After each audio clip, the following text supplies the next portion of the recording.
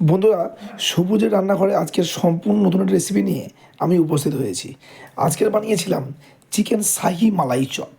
তো এই অত্যন্ত সুন্দর লোভনীয় রেসিপিটি তৈরি করতে গেলে ঘরে থাকা কিন্তু সামান্য কিছু আয়োজন দিয়ে কিন্তু হয়ে যাবে। বিরাট কিন্তু ঝক্কি বা ঝামেলার কোনো দরকার নেই।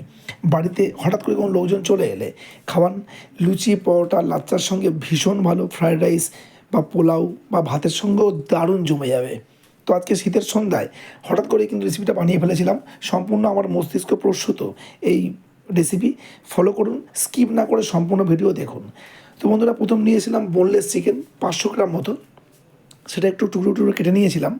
নিয়ে দিয়ে দিয়েছি 1 চামচ ধনে গুঁড়ো, 1 চামচ জিরে গুঁড়ো, 1 চামচ কাশ্মীরি লঙ্কা, দিয়ে দিচ্ছি একটু লেবুর রস, দিয়ে দিচ্ছি 1 চামচ আদা বাটা, 1 চামচ রসুন বাটা, একটু কর্নফ্লাওয়ার আর একটু সামান্য স্বাদ মতো লবণ আর 1 চামচ কর্নফ্লাওয়ার।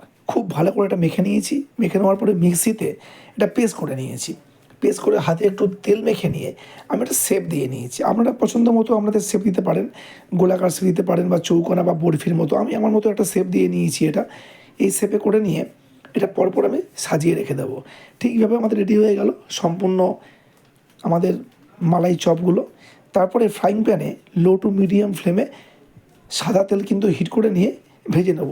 খুব কিন্তু লাল টকটকা করে কিন্তু ভাজবেন না, তাহলে ওপরটা পুরো মচমচে কড়া হয়ে যাবে আর খেতে ভালো লাগবে না। ঠিক এইভাবে কিন্তু ভেজে নিয়েছি, পুরো যেমন আজা দেখতে হবে।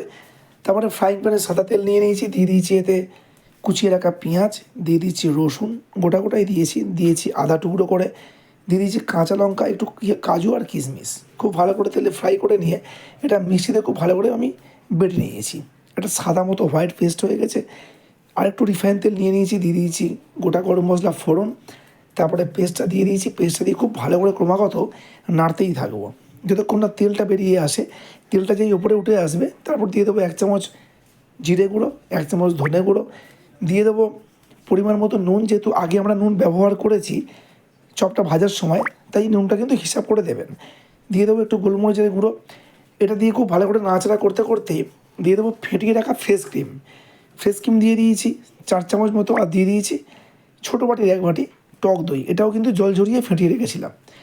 তো বন্ধুরা, সমগ্র উপকরণ কিন্তু খুব ভালোভাবে মিক্সড হচ্ছে। খুব ভালো একটা যখন গ্রেভি থকথকে হয়ে যাবে তারপরে দিয়ে দিচ্ছি একটু সামান্য চিনি আর একটু আমাদের গরম মশলা, শাহি গরম মশলা, দিয়ে দিয়েছি সামান্য গোলমরিচের গুঁড়ো।